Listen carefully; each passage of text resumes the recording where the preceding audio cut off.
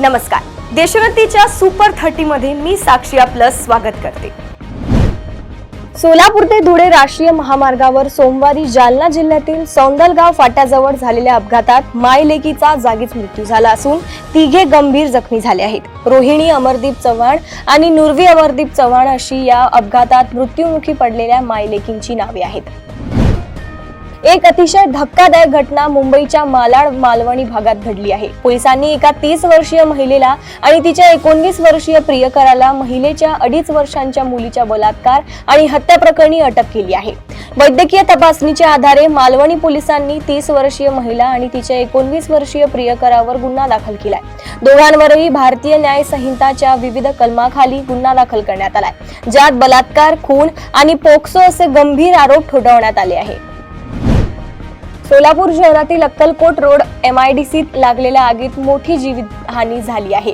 Towel कारखान्यात लागलेल्या आगीत तब्बल 8 जणांचा मृत्यू झाला आहे। टॉवेल कारखान्याचे मालक हाजी उस्मान मंसूरी यांचा नातू अनस मंसूरी, अनसची पत्नी शिफा, 1.5 वर्षीय बाळ युसुफ रविवारी पहाटेपासून आगीत अडकले होते। मंसूरी कुटुंब आगीत अडकले आहेत याची वार्ता वाऱ्यासारखी सोलापुरात पसरली। 1.5 वर्षीय बाळ या भीषण आगीतून कसे बाहेर पडणार याची काळजी प्रत्येक सोलापूरकरला लागली होती। एक मोठी बातमी समोर येत आहे। विधान भवनाच्या प्रवेशद्वारावर आग लागल्याची घटना घडली आहे। शॉर्ट सर्किटमुळे ही आग लागल्याची माहिती समोर येत आहे। स्कॅनिंग मशीन मध्ये शॉर्ट सर्किट झाल्यानं ही आग लागल्याचं समोर आलंय।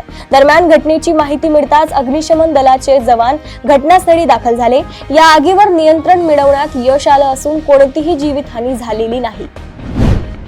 प्रदीर्घ काळ रखडलेल्या स्थानिक स्वराज्य संस्थांच्या निवडणुका 4 महिन्यात पार पडाव्यात असे आदेश सर्वोच्च न्यायालयाने दिल्यानंतर निवडणूक प्रक्रियेला वेग आला आहे। या निवडणुका भाजप, शिवसेना, शिंदे गट, राष्ट्रवादी काँग्रेस, अजित पवार गट आणि RPI यांनी महायुती म्हणून एकत्रित लढवाव्या अशी पक्षाची भूमिका असल्याचे मत RPI अध्यक्ष तथा केंद्रीय सामाजिक न्याय राज्यमंत्री रामदास आठवले यांनी पत्रकारांशी बोलताना व्यक्त केले।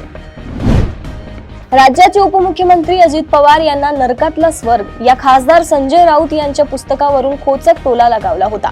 मला नरकाबाबत काही माहित नाही, स्वर्गाबाबत काय विचारायचे विचारा, असं अजित पवार म्हणाले होते। अजित पवार यांच्या या टीकेला ठाकरे गटाचे नेते वसंत मोरे यांनी जोरदार प्रत्युत्तर दिले आहे। सध्या अजित पवार स्वर्गात आहेत म्हणजे सत्तेत आहेत, ते नरकात होते आता स्वर्गात गेले, स्वर्गाची मजा घेत आहेत असा खोचक टोला वसंत मोरे यांनी लगावलाय। लाडकी बहीण योजना कधीही बंद होणार नाही। महायुती सरकारची आमची टीमही तीच आहे, त्याचबरोबर आमचे डबल इंजनचे सरकारही तेच आहे। सरकारमध्ये प्रिंटिंग मिस्टेक होत नाही असे प्रतिपादन उपमुख्यमंत्री एकनाथ शिंदे यांनी रविवारी केले। गेल्या 12 दिवसांपासून राज्यात सुरू असलेल्या अवकाळी पावसामुळे 23 जिल्ह्यांमधील तब्बल 23,331 हेक्टरवरील पिकांचे नुकसान झाले आहे। त्यात प्रामुख्याने भाजीपाला, फळपिके तसेच उन्हाळी हंगामातील पिकांचा समावेश आहे। यामुळे शेतकऱ्यांना मोठा आर्थिक फटका बसला असून महसूल व कृषी विभागाच्या कर्मचाऱ्यांनी पंचनामे करण्यास सुरुवात केली आहे। भारतीय हवामानशास्त्र विभागाने आणखी 2 दिवस अवकाळी पावसाचा अंदाज व्यक्त केलाय। काँग्रेसचे माजी अध्यक्ष आणि लोकसभेतील विरोधी पक्षनेते राहुल गांधी यांनी परराष्ट्र मंत्र्यांना प्रश्न विचारल्यावरून राजकारण तापले आहे। याच पार्श्वभूमीवर शिवसेना खासदार आणि उपमुख्यमंत्री एकनाथ शिंदे यांचे सुपुत्र श्रीकांत शिंदे यांनी काँग्रेस आणि राहुल गांधींवर निशाणा साधलाय। राहुल गांधींना देशभक्तीपेक्षा राजकारणात अधिक रस आहे, श्रीकांत शिंदे म्हणाले आहेत। राज्याचे उपमुख्यमंत्री अजित पवार यांना नरकातला स्वर्ग या खासदार संजय राऊत यांच्या पुस्तकावरून खोचक टोला लगावला होता। मला नरकाबाबत काही माहित नाही, स्वर्गाबाबत काय विचारायचे ते विचारा, असं अजित पवार म्हणाले होते। अजित पवार यांच्या या टीकेला ठाकरे गटाचे वसंत मोरे यांनी जोरदार प्रत्युत्तर दिले आहे। सध्या अजित पवार स्वर्गात आहेत म्हणजे सत्तेत आहेत, ते नरकात होते आता स्वर्गात गेले, स्वर्गाची मजा घेत आहेत असा खोचक टोला वसंत मोरे यांनी लगावलाय। भर रस्त्यात मद्यधुंद व्यक्तीने भाजी विक्रेत्या महिलेला बांगलादेशी म्हणत शिवीगाळ केल्याचा प्रकार समोर आलाय। महिलेने 4 वेळा पोलिसांना फोन केला, मात्र पोलीस वेळेवर न पोहोचल्याने नागरिकांचा संयम सुटला। भर रस्त्यात महिलेला शिवीगाळ करणाऱ्या मद्यधुंद व्यक्तीला संतप्त नागरिकांनी चोप दिला। त्यावेळी गर्दीची संधी साधून दुचाकी सोडून मद्यधुंद व्यक्तीने पळ काढलाय। कोल्हापुरातील आजरा तालुक्यातील मडिलगे गावात रविवारी पहाटे 2:30 वाजताच्या सुमारास सशस्त्र 4 दरोडेखोरांनी दरोडा टाकत उपसरपंच सुशांत गुरव यांच्या पत्नी पूजा गुरव यांचा निर्घुण खून केलाय। तसेच पूजा यांच्या गळ्यातील दागिने व रोख रक्कम लंपास केल्याची धक्कादायक घटना घडली असून या दरोड्यानंतर तालुक्यात मोठी खळबळ उडाली आहे। या हल्ल्यात सुशांत गुरव देखील जखमी झाले असून पोलीस या घटनेचा वेगाने तपास करत आहेत। पुणे शहरात बनावट भारतीय हवाई दलाचा जवान असल्याची बतावणी करून फसवणूक करणाऱ्या एका व्यक्तीला अटक करण्यात आली आहे। ही कारवाई दक्षिणी कमांडच्या मिलिटरी इंटेलिजन्स विभाग आणि खराडी पोलिसांच्या संयुक्त पथकाने केली आहे। बनावट पोशाख परिधान करून लोकांची दिशाभूल करणाऱ्या या संशयिताला रंगेहात पकडण्यात आले आहे। पुणे पोलिसांनी रविवारी या घटनेची अधिकृत माहिती पत्रकार परिषदेद्वारे दिली। यामुळे पुण्यात एकच खळबळ उडाली आहे। जालन्यात शिवसेनेचे आमदार अर्जुन खोतकर यांनी महाविकास आघाडीचे उमेदवार कैलास गोरट्यांना याचा पराभव केला आणि विजय मिळवला। आपला पतीच परत एकदा आमदार व्हावा याकरिता अर्जुन खोतकर यांच्या पत्नी सीमा खोतकर यांनी नवस बोलला होता। अर्जुन खोतकर आमदार झाल्याने सीमा यांनी आपले केस तिरुपती बालाजीला दान केले आहेत। पत्नीने आपला नवस पूर्ण केल्यानंतर आमदार अर्जुन खोतकर यांनी एक फोटो सोशल मीडियावर शेअर केलाय। यामध्ये अर्जुन खोतकर आणि सीमा खोतकर या दिसत आहेत। भारताचे सरन्यायाधीश भूषण गवई मुंबई दौऱ्यावर आले असता राज्य शिष्टाचाराचे पालन झाले नाही, याची मुख्यमंत्री देवेंद्र फडणवीस यांनी दखल घेतल्यानंतर राज्याचे महसूल मंत्री व भाजपचे प्रदेशाध्यक्ष चंद्रशेखर बावनकुळे यांनी सरकारच्या वतीने माफी मागितली। मुंबईत सरन्यायाधीशांच्या आगमनाप्रसंगी राज्य शिष्टाचार पाळला गेला नाही, याबद्दल मी स्वतः त्यांना फोन करून सरकारच्या वतीने माफी मागितली। पुढच्या काळात राज्यात असे होणार नाही याची काळजी सरकार घेईल अशी ग्वाही दिली, असे चंद्रशेखर बावनकुळे यांनी पत्रकारांशी बोलताना सांगितले। परराष्ट्र मंत्री एस जयशंकर यांच्यावर काँग्रेस आणि लोकसभेतील विरोधी पक्षनेते राहुल गांधी यांनी सोमवारी पुन्हा जोरदार टीका केली आहे। ऑपरेशन सिंदूर या सशस्त्र कारवाई दरम्यान भारताने किती लढाऊ विमाने गमावली हे पाकिस्तानला कसे कळले, असा सवाल करताना या मुद्द्यावर परराष्ट्र मंत्र्यांच्या सततच्या मौनावर गांधी यांनी प्रश्नचिन्ह उपस्थित केले आहे। भारत सरकारने पाकिस्तानला हल्ल्याची माहिती किंवा पूर्वकल्पना कशी दिली याचा खुलासा आवश्यक असल्याचेही राहुल गांधी यांनी म्हटले आहे। कर्नल सोफिया कुरेशी यांच्याबद्दल अपमानजनक वक्तव्य करणाऱ्या मध्य प्रदेशातील भाजप सरकारचे मंत्री कुंवर विजय शाह यांचा माफीनामा सर्वोच्च न्यायालयाने सोमवारच्या सुनावणीत स्पष्टपणे फेटाळला। शाह यांना तातडीने अटक करण्यापासून न्यायालयाने तूर्त दिलासा दिला।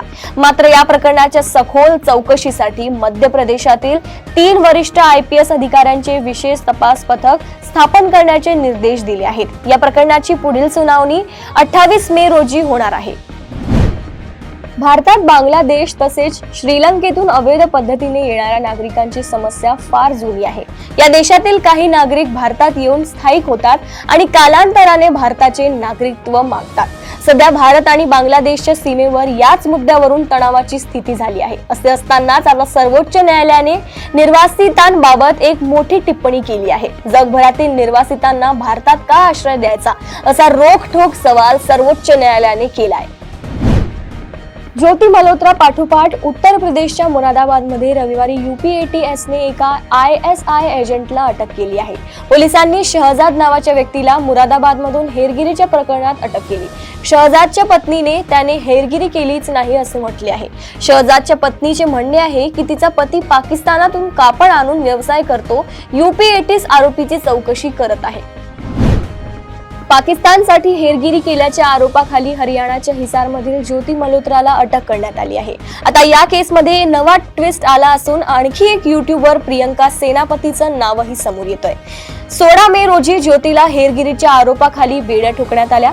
प्रियंका ही ज्योती मल्होत्राची साथीदार असल्याने तिची सर्व बाजूंनी चौकशी केली जात आहे, असं पुरीचे पोलीस अधीक्षक विनीत अग्रवाल म्हणाले आहेत। अमेरिकेचे राष्ट्रपती डोनाल्ड ट्रम्प वारंवार U-टर्न घेताना दिसत आहेत। भारत आणि पाकिस्तानमध्ये आपण मध्यस्थी केल्याचा दावा त्यांनी केला होता। त्यानंतर त्यांनी U-टर्न घेतला। मी मध्यस्थी नाही तर मदत केल्याचं त्यांनी म्हटलं। दरम्यान आता पुन्हा एकदा ट्रम्प यांनी आपली भूमिका बदलल्याचं पाहायला मिळत आहे। डोनाल्ड ट्रम्प यांनी पाकिस्तानचं तोंड भरून कौतुक केलंय। पाकिस्तानचे लोक बुद्धिमान आहेत, ते खूप चांगल्या वस्तू तयार करतात असं ट्रम्प यांनी म्हटलं आहे। पाकिस्तानच्या निर्यातीवर 29% टॅक्स लागण्याची शक्यता आहे। या पार्श्वभूमीवर ट्रम्प यांनी पाकिस्तानचं कौतुक केलं आहे। पाकिस्तानवर वारंवार कर्जाचा दिलासा देणारी आंतरराष्ट्रीय संस्था IMF ने आता आपल्या शेजारच्यांनी कडक शब्दात इशारा दिलाय. IMF ने पाकिस्तानला मदत कार्यक्रमाची पुढील हप्ता जारी करण्याआधी 11 नवीन अटी लादल्या आहेत. यासोबतच IMF ने पाकिस्तानला भारत सोबतच्या तणावामुळे योजनेच्या आर्थिक बाह्य आणि सुधारणा उद्दिष्टांना धोका वाढण्याचा इशाराही दिला आहे. भारत आणि पाकिस्तान यांच्यातील तणावाच्या काळात भारतीय सैन्याने एक व्हिडिओ जारी केलाय. या व्हिडिओमध्ये एक महत्त्वाची गोष्ट समोर आली आहे. पाकिस्तानने भारतामध्ये मोठं नुकसान करण्यासाठी शाहीन नावाच्या मिसाईलचा वापर केला होता, पण भारताने ते मिसाईल हवेतच नष्ट केलं. भारताने शाहीन मिसाईल हवेत नष्ट केलं तर त्याचे अवशेष, त्याचा मलबा कुठेही दिसला नाही. यामागे भारताची एक खास ताकद आहे. गयानातील स्पार्टा शहरातील एसेक्विबो किनाऱ्यावरील सीताराम राधाश्याम मंदिरात भगवान श्री हनुमानाच्या 16 फूट उंची मूर्तीची प्राण प्रतिष्ठा करण्यात आली आहे. गयानातील भारतीय दूतावासाने याबाबत म्हटलं आहे की ही मूर्ती विश्वास, मैत्री व दृढ संकल्पनाचं प्रतीक आहे. दूतावासाने सांगितलं की हे भगवान श्री हनुमानांची मूर्ती सुखलाल कुटुंबाने भारतातून आयात केली असून त्यांच्या आई वडिलांच्या स्मृती प्रित्यर्थ या मूर्तीची प्राण प्रतिष्ठा करण्यात आली आहे. अवघ्या जगभरात अब्जावधींच्या संपत्तीमुळे चर्चेत असणारे टेस्लाचे सर्वेसार्व एलॉन मस्क यांच्या लहानपणीचं एक निकालपत्र सध्या सोशल मीडियावर व्हायरल होतोय. या निकालपत्राची सत्यताही लगेच सिद्ध झाली असून हे निकालपत्र खुद त्यांच्या आईने म्हणजेच माय मस्क यांनीच शेअर केलाय. त्यामुळे यातील श्रेणी ही खुद एलॉन मस्क यांचीच असल्याचं सिद्ध होत आहे. शिवाय माय मस्क यांनी शेअर केलेल्या पोस्टवर एलॉन मस्क यांनी प्रतिक्रियाही दिली आहे. राज्य सामायिक प्रवेश परीक्षा कक्षामार्फत घेण्यात आलेल्या MHT CET PCB गट परीक्षेतील प्रश्नपत्रिका व अधिकृत उत्तर तालिका 19 मे पासून संकेतस्थळावर देण्यात आली आहे. त्या संदर्भात कोणत्याही प्रकारची हरकत नोंदवण्याची संधी 21 मे पर्यंत असणार आहे.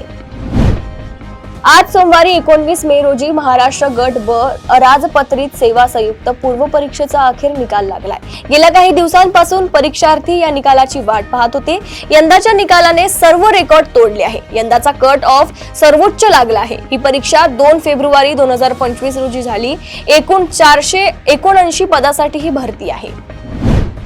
रिच डॅड पुअर डॅड या पुस्तकाचे लेखक रॉबर्ट कियोसाकी यांनी जगभरात येणाऱ्या आर्थिक संकटाबाबत पुन्हा एकदा इशारा दिलाय. कियोसाकी यांनी जगभरात आर्थिक संकट येणार असल्याचा इशारा दिलाय. लेखक रॉबर्ट कियोसाकी यांनी म्हटलं आहे की कुठलंही संकट मोठं होतं कारण त्या संकटाच्या मुळाशी दडलेली समस्या सोडवली जात नाही. 2020 मध्ये कोविड-19 न जगभरात कहर केला होता. जग ठप्प झालं होतं, पण आता पुन्हा एकदा कोरोनाची लाटेची भीती व्यक्त केली जात आहे. अभिनेत्री शिल्पा शिरोडकर हिला कोविड-19 पॉझिटिव्ह असल्याची माहिती समोर आली आहे. सोशल मीडियावर पोस्ट शेअर करत तिनं हे सांगितलं आहे, नमस्कार, मी शिल्पा शिरोडकर, माझी कोविड चाचणी पॉझिटिव्ह झाली आहे, सुरक्षित राहा, मास्क वापरा, असं तिनं पोस्ट मध्ये म्हटलंय. जो खेळाडू दुखापतीमुळे संपूर्ण IPL हंगामाबाहेर होता तोच खेळाडू आता भारतासाठी तंदुरुस्त झालाय. तर IPL संपण्यापासून आणि पुढील मालिकेत फारसे अंतर नाही. ऋतुराज गायकवाड CSKचा कर्णधाराला IPL मध्येच सोडावे लागले. त्याच्या हातात फ्रॅक्चर झाल्याचे आढळून आले, पण आता BCCI ने त्याला इंग्लंड जाणाऱ्या भारताच्या असंघात संधी दिली आहे. अशाच बातम्या जाणून घेण्यासाठी बघत रहा देशोन्नती. नमस्कार.